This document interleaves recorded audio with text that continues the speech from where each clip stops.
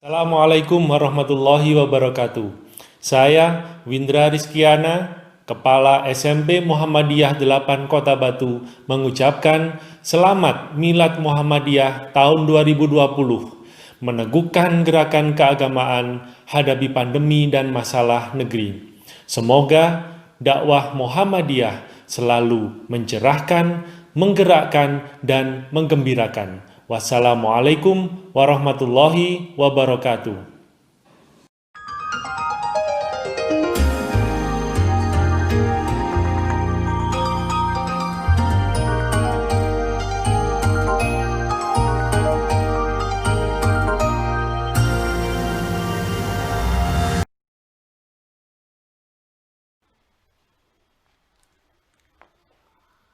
Assalamualaikum warahmatullahi wabarakatuh. Jumpa lagi dengan saya AB di acara M8 Talks di Edu Podcast M8. Nah, hari ini kita akan membahas atau berbicara mengenai pembelajaran yang ada di SMP Muhammadiyah 8 Batu bersama dengan Ibu Kurikulum Bu Rati. Nah, apa kabar Bu Rati? Alhamdulillah baik, luar biasa. Alhamdulillah baik, luar biasa. Nah, hari ini kita mau ngobrol apa ini Bu Rati? Enaknya tentang apa ya? Kalau sehubungan dengan saya berarti kita ngomongin pembelajaran ya. Tentang pembelajaran tentunya yang ada di SMP Muhammadiyah 8 Batu. Bu Rate mungkin bisa cerita-cerita nih ya, bagaimana pembelajaran di SMP Muhammadiyah 8 Batu. Tentunya kan berbeda di sebelum pandemi dan sesudah pembelajaran. Oke, terima kasih Pak Abi. Bismillahirrahmanirrahim. Assalamualaikum warahmatullahi wabarakatuh. Anak-anakku sekalian SMP Putra Putri SMP Muhammadiyah 8 Batu dan juga orang tua yang putra putrinya dititipkan ke SMP Muhammadiyah 8 Batu, tentunya sekolah kebanggaan kita semua ya Pak Abi ya. Yap. Bapak Ibu sekalian, saya ingin bercerita sedikit ya, Ya, sedikit bercerita. aja, nggak usah banyak-banyak. Nanti kalau banyak-banyak jadinya novel ya, Bu ya. Oke. Nanti Novel. kalau mau novel bisa kursus sama Pak Ape. Boleh, bisa novel. Gini, pembelajaran selama pandemi. Wah, lihat pandemi di mana-mana pandemi ya. Di TV pandemi, di internet pandemi, semuanya pandemi. Kayaknya kita sudah pusing sama namanya pandemi. Pandemi. Ya kan? Dan anak-anak juga kalau udah lihat ngomongin pandemi, nggak sekolah lagi, belajar di rumah lagi, tentunya capek juga ya. Capek. Kemarin kita 2020 ya, tiba-tiba ada kabar kita harus belajar di rumah Pak Abe, padahal kita lagi gencar-gencarnya apa tuh? Ujian praktek, tiba-tiba di stop. Terus mereka harus praktek di rumah. Bingung kita ya. Kemudian kita waktu itu kita ada tim ya, tim kurikulum ya. Kemudian kita memikirkan bagaimana sih caranya anak-anak bisa praktek, ujian praktek tetap berlangsung. Padahal sebelumnya kan ada UNBK ya rencananya, tapi tiba-tiba di stop. Nah. Padahal kan di stopnya masih lama ya, Nah. ternyata lebih awal ya. Kemudian kita dari tim ada darurat ya, rapat darurat gimana sih kita bahas biar anak-anak tetap ujian praktek, kemudian tetap belajar dari rumah tapi tidak ngebosin juga. Tidak ngebosenin gitu. Ya. Kita mereka ada yang ini disuruh bikin video prakteknya misalnya di prakarya ya. Jadi ketika itu prakteknya harusnya di sekolah memasak. Tapi enaknya ketika mereka di rumah itu mereka bisa memasak dengan orang tua. Kan karena mereka tidak bisa keluar kemana-mana tuh. Nah seperti itu. Kemudian juga pembelajaran selain ujian praktek yang ada di rumah dengan di video kan, tapi juga ada pelajaran kolaborasi Pak Abe. Kolaborasi itu kayak gimana sih? Jadi tiap mata pelajaran itu ada kolaborasinya. Contohnya tuh IPA dan bahasa Inggris dan PKN. Mereka bikin kolaborasi loh. Kolaborasi pembelajaran yang menarik. Bikin TikTok tuh. TikTok cuci tangan. Jadi pembelajarannya lebih ke kontekstual yang ada di sehari-hari seperti itu. Nah, jadi pandemi ini sebenarnya juga melatih siswa-siswi untuk ini ya Bu ya, lebih kreatif lagi. Nah, meskipun pandemi juga tidak membatasi kehidupannya, kreativitasnya seperti itu. Nah, dari segi pembelajaran sendiri ini Bu Rati, kan sebelum pandemi sama pandemi ini apa sih yang paling menonjol berbeda? Berbedanya satu, tentunya di mereka dia tidak biasanya pendidikan itu biasanya 80% itu ada di sekolah, 20%-nya di sekolah, di rumah. Di rumah. Maaf ya. Tapi ketika pandemi dibalik, mereka lebih berinteraksi dengan keluarga. Pendidikan karena memang pendidikan yang utama itu kan dari keluarga ya kan ya. Sekolah hanya menambahkan pengetahuan yang lain.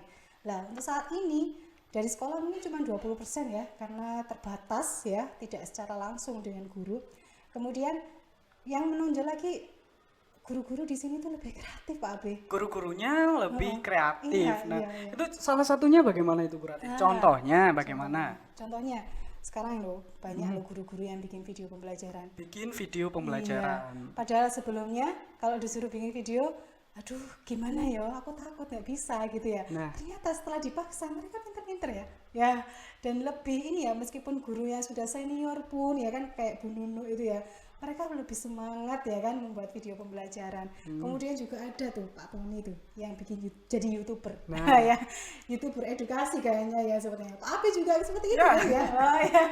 Jadi guru-guru di sini tuh kekinian gitu ya. Iya, kekinian dan nggak apa ya, nggak Beradaptasi nggak buta untuk belajar untuk lebih mendalam ke teknologi lah. Nah. Gitu loh. Biasanya kalau teknologi mereka gunakan cuma buat ngajar doang, presentasi ya kan. Sekarang mereka lebih eksplorasi lah, belajar insut kan kemarin Nah, kita ada belajar sampai ada insut. pelatihan Jadi juga. sebenarnya sudah banyak aplikasi yang digunakan kepada oleh guru-guru untuk siswa ya tentunya. Iya, Nah, tentunya. agar pembelajaran itu tidak membosankan, ya. monoton dan sebagainya. Iya. Nah, berarti kalau misalnya berbicara tentang pandemi, di awal-awal pandemi itu kan kita masih bingung ya, mau menggunakan platform ini masih bingung, menggunakan WhatsApp juga. Sampai sekarang memang masih WhatsApp ya. Tapi ada nggak sih platform unggulan dari SMP Muhammadiyah yang digunakan anak-anak untuk pembelajaran saat ini? Iya. Dari awal pandemi kita kemarin mencoba Google Classroom ya, Google Classroom, kemudian juga tetap menggunakan WA. WA itu kemarin karena kita milihnya WA karena mudah sekali berinteraksi dan semuanya HP bisa diinstal WA. Nah seperti itu pembelajaran. Tapi ya itu tadi Pak Abi, kelemahannya kalau dengan sistem penjadwalan seperti ini yang sudah disepakati oleh Dinas Pendidikan dengan MKKS ya, harus terjadwal seperti itu. Kalau menggunakan WA saja tentunya kalau nyekrol tuh kasihan anak-anak ya, karena banyak kalau materi disampaikan lewat WA. Nah, misalnya jadinya tertindih hari ini ya. matpelnya ada 3, Iya. semuanya pakai WhatsApp. Nah, Iya. otomatis kan banyak begitu ya. Iya scrollnya, makanya dari itu kita dari tim kita coba kita pakai Teams ya, Teams. Jadi dari Microsoft, alhamdulillah kita dapat akses gratis ke sana. Jadi akses gratis, yang penting gampang sih, mudah. Di situ kita ada Teams yang di situ mulai dari materinya, kemudian kita bisa ada aplikasi yang sudah terinclude di sana, ada Kahoot, kemudian untuk kuis ya juga ada, pakai form ya kan. Kemudian juga kita bisa meeting. Kalau biasanya kan kalau di Classroom, Google Classroom ya, itu kan Google Classroom sendiri, kemudian Google Meet sendiri. Kalau itu kita langsung terinclude jadi satu. Kemudian pengumpulan tugasnya sendiri, tapi tetap ada kendalanya karena memang ini kan baru bagi kita ya, tentunya masih belajar lah, dan tentunya nanti kita masih menggunakan ini meskipun dalam keadaan sudah offline ya, seperti itu. Nah, jadi yang saya ambil dari Bu Rati tadi bicara karena Google Teams, Microsoft Teams ya Bu ya. Microsoft Teams itu memiliki banyak sekali fitur atau keunggulan. Nah, mungkin itulah yang menjadi alasan dari SMP Muhammadiyah kenapa sih kok pakai Microsoft Teams, kok nggak pakai platform yang lain. Ternyata banyak sekali keunggulan yang ada di Microsoft Teams tersebut. Seperti itu ya berarti ya. Iya. Nah, ngomong-ngomong tadi soal kendala. Nah, kendala apa sih yang mungkin dirasakan atau yang dirasakan ya berarti ya, baik oleh guru maupun oleh anak-anak selama pandemi ini? Kalau dari segi guru itu mungkin mereka karena ini adalah hal baru ya, jadi harus terus dilakukan pendampingan ya. Kalau penguploadan materi sih itu biasa ya. Mungkin banyaknya ke siswa ya Pak Abi ya. Anak-anak itu kadang itu kurang teliti, kemudian susah masuk Teams-nya karena apa? Dia lupa ya kan. Karena di email itu kan emailnya kita membuat beda ya, karena harus domainnya harus sch.id. Seperti itu, smpm8batu.sch.id. Kalau Gmail kan @gmail.com. Nah, itu mungkin mereka belum terbiasa saja sih seperti itu. Kemudian susah uploadnya dan sebagainya lah. Untuk kendalanya itu kita bisa siasati. Nah, selain penguploadan tugas ya, kadang kita juga ada sistem ini Pak Abe. Siswa LKPD, kita ada LKPD. Ada LKPD, lembar kerja peserta didik. Iya betul, LKPD yang kita bagikan. Jadi selain guru menerangkan secara online, mereka juga ada LKPD. Biasanya mereka kan mencatatnya lewat buku tulis ya. Nah itu pakai LKPD, kemudian dikumpulkan ke sekolah seminggu sekali. Itu untuk mensiasati siswa tetap belajar tapi tidak terbatas waktu ya. Nah seperti itu. Materi tetap dapat ya, materi tetap dapat karena guru-guru sudah menguploadnya di Teams. Kalau menggunakan Teams, kapanpun mereka bisa login dan orang tua pun juga bisa ngecek juga. Ya, jadi tidak terbatas waktu. Nah, sebenarnya ketika mereka sudah paham betul ya Bu ya tentang aplikasi ini, aplikasi Teams, jadi ya kendala itu bisa diminimalisasi seperti itu. Nah, mungkin untuk solusi-solusi ke depannya apabila misalnya ada si A misalnya kehilangan password, nggak mungkin tapi kalau kehilangan password, mungkin lupa password seperti itu ya Bu ya. Atau mungkin hal-hal lainnya. Bagaimana sih agar mereka itu bisa menyelesaikan permasalahannya? Biasanya kan kita ada tim ya, ada di sekolah SMP Muhammadiyah itu ada tim virtual ya, yang di situ setiap orang yang ada di anggota situ ada 6 orang ya, itu bisa menghandle kayak misalnya customer service ya. Nah, ya Customer service ala-ala iya, M8. Kalau biasanya di telepon itu selamat datang ya, seperti itu. Tapi kita ada customer service yang memang melayani siswa-siswa yang memang bermasalah. Nah, kalau misalnya Bermasalah dalam hal? ya masuk login, Nah, kemudian loginnya nggak ternyata bisa. kadang itu mereka udah direkamin ya. Oh ternyata mereka salah ngetik passwordnya seperti itu ya. Itu kita ada tim. Kalau mereka nggak chat ke tim, jadinya kita kan tidak tahu. Juga ya. tidak tahu apa sih Iya, kendala yang masalahnya. mereka rasakan seperti itu. Jadi selain mungkin anak-anak capek juga ya mantengin HP terus ya. Kadang kalau dari WA itu juga cuma di scroll doang terus sudah ditaruh ya kan, paling kayak gitu aja ya kan ya, capek juga. Itu memang semua kendala itu dirasakan, tidak hanya sekolah kita loh, semuanya ya. Jadi mungkin dari sini kita tetap ada pendampingan dari tim virtual itu dari SMP Muhammadiyah.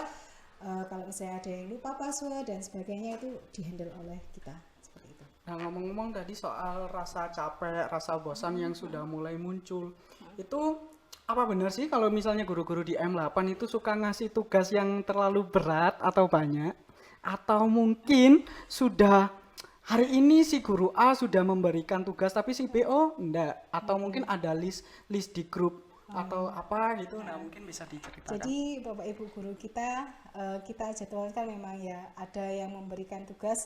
Kalau kemarin tidak terjadwal dengan bagus, maksudnya guru si A pastinya memberikan tugas, kemudian jam berikutnya memberikan tugas, jam berikutnya lagi memberikan tugas. Kalau sekarang nanti ada yang dikumpulkan minggu ini, ada yang tidak. Kita list Pak, list. Jadi anak-anak tidak harus melulu mengumpulkan seminggu itu 13 mata pelajaran, enggak ya. Jadi kita list mana yang bisa dikumpulkan untuk minggu ini, mana yang tidak, biar tidak bosan juga sih. Nah, jadi misalnya si guru A ini minggu ini mengumpulkan, bisa jadi minggu ke depannya tidak, ya. seperti itu. Tugas banyak itu mungkin ya Bu Rati ya, bisa jadi karena memang mereka suka menumpuk tugas. SKS. Seperti itu, sistem kebut semalam. Semalam atau sejam? Sejam kayaknya Sejam. ya. Soalnya kemarin ada wali murid itu, Bu ini maaf Bu, saya kumpulkannya baru tadi malam lah. Kayak gini kan tahu orang tua ya Pak Abe ya. Jadi orang tua tahu, tiba selama ini katanya anakku itu sudah mengumpulkan, tiba belum ya kan ya.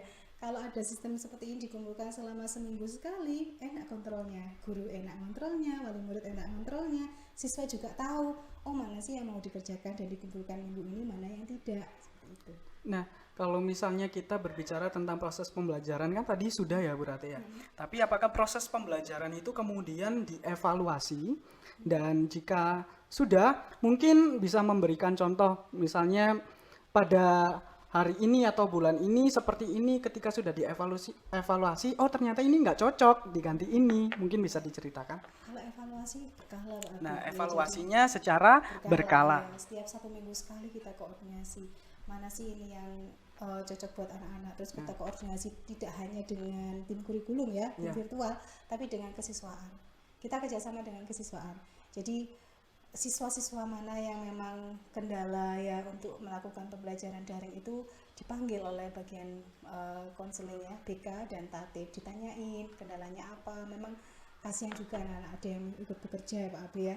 Jadi ada juga yang memang mereka itu kecanduan game online, tidurnya pagi, bukan malam loh Pak Abi. Pagi. Ya, pagi. Sedangkan darinya itu pagi. Iya, mereka baru tidur karena tadi ya, karena ditaruh pembelajarannya dia lebih asik game, karena mungkin lebih asik kan game ya daripada harus lihat materi. Tapi misalnya seperti anak-anak yang seperti itu ya Bu Rati ya, kan tadi bilangnya tidurnya pagi, berarti ya. mungkin bisa diganti ya, ketika mereka mau belajarnya malam atau sore itu apakah bisa? Bisa, kan karena gurunya kan sudah upload di Teams Pak. Nah di materinya. Teams, jadi Iya. Teams itu kan tidak terkendala waktu Iya. dan ruang begitu ya Bu Iya, Rati. jadi dia mau belajar malam atau apa, atau yang memang mereka kendalanya HP-nya harus satu orang dengan keluarganya bergantian, jadi tidak harus saat itu mereka harus online jam 7 sampai jam 12, enggak ya kan, itu namanya pembelajaran asinkron ya kan. Kalau kemarin kan kita tuntutnya asinkron tiap hari harus online seperti itu ya, sesuai jam. Tapi sekarang karena kita mengurangi kebosanan dengan siswa ya, dengan siswa juga, makanya kita buat yang asinkron seperti itu. Tapi tetap guru itu sudah menyampaikan pembelajaran. Tetap berarti guru itu sudah menyampaikan pembelajaran. Nah, yang saya tanyakan, apakah guru itu hanya memberikan tugas atau mungkin ditinggal saja atau bagaimana? Takutnya kan anak-anak ini sudah lama ya pandemi di rumah, terus kemudian guru A, B, C, D sampai Z itu memberikan tugas. Nah, apakah seperti itu? Enggak lah, guru-guru kita itu insya Allah amanah ya. Nah, jadi amanah. materinya sudah dimasukkan. Kemudian misalnya ada yang harus meeting, web meeting ya dengan Teams, itu kan ada recordnya Pak. Jadi mereka meskipun tidak hadir untuk web meeting, mereka masih lihat recordnya di situ. Jadi anak-anak tidak akan ketinggalan, dan mereka juga memberikan materi bahwa ibu guru itu ya Memberikan selain- materi. materinya itu berupa PowerPoint atau voice Pak, sebisanya kita fleksibel aja, yang penting anak-anak diterima, bisa menerima, maksud saya seperti itu ya, bisa menerima apa yang disampaikan gurunya seperti itu. Jadi di Teams itu tidak hanya penugasan ya Bu ya, tetapi juga ada materi, iya. kemudian juga ada, misalnya kalau ada pertanyaan, anak-anak langsung boleh tanya di situ, Bisa. kapan aja, nah di mana saja, begitu ya berarti Karena ya. di situ kan fiturnya kan kayak chatting juga sama kayak Chatting WA. ada, Iya, tapi saya juga terasik. pakai Teams, jadi iya. tahu seperti itu. Iya, Mungkin, nah Bu Rati, kalau misalnya ini kan, misalnya ada nggak kegiatan-kegiatan yang untuk membuat anak-anak ini lebih kreatif? Kalau misalnya dulu sebelum pandemi mungkin kalau Agustusan ya, kalau Agustusan itu kan mungkin bisa mengadakan lomba secara offline. Nah kalau misalnya di M8 ini bagaimana sih? Kalau biasanya secara offline ya, sekarang kita bisa online loh ya. Online? Banyak sekali kegiatan-kegiatan di SMP Muhammadiyah yang melibatkan siswa ya. Kita kerjasama dengan kesiswaan ya, tentunya kayak kemarin ya, Agustusan ya kan. Ada yang bikin puisi, baca puisi, kemudian lomba ngevlog. Nah ya lagi tren ya sekarang lagi ya, tren dan sampai vlog. di dinas-dinas yang atas juga lombanya lomba ngevlog ya. Kemudian Ternyata itu banyak hal yang menarik ya berarti ya, meskipun pandemi seperti ini banyak sekali hal yang menarik, baik itu dari sisi pembelajaran atau mungkin juga kegiatan-kegiatan yang biasanya dilakukan secara offline kini harus beradaptasi menjadi online. Seperti itu. Nah berarti yang terakhir kali ini, pesan untuk siswa-siswi M8 ini apa? Pesan khusus. anak-anak meskipun pandemi seperti ini, jangan menyerah untuk terus mencari ilmu dimanapun berada. Ilmu itu tidak harus didapatkan hanya lewat materi pembelajaran, tapi yang ada di sekitar kita. Ambil hikmahnya. Misalnya dari sini kita ambil hikmah, kita lebih dekat dengan orang tua, ya kan? Kemudian tidak hanya gadget itu tidak hanya kita gunakan untuk kesenangan aja, pasti di situ juga ada ilmu ya. Karena gadget itu, kalau kita memegang gadget itu misalnya ibaratnya itu kayak memegang pisau. Nah, pisau itu bisa kalau digunakan oleh orang yang beneran, orang yang tepat ya, itu bisa menghasilkan sesuatu yang baik, misalnya koki ya kan, dia juga bisa. Tapi kalau digunakan untuk hal yang negatif, pastinya akan menimbulkan keburukan. Jadi bijaklah ya, bijaklah untuk menggunakan gadget ya. Kemudian jangan menyerah untuk selalu mencari ilmu apapun kondisi kalian, karena menuntut ilmu itu adalah wajib bagi setiap insan yang ada di dunia itu sampai mati ya. Itu ada hadisnya juga ya.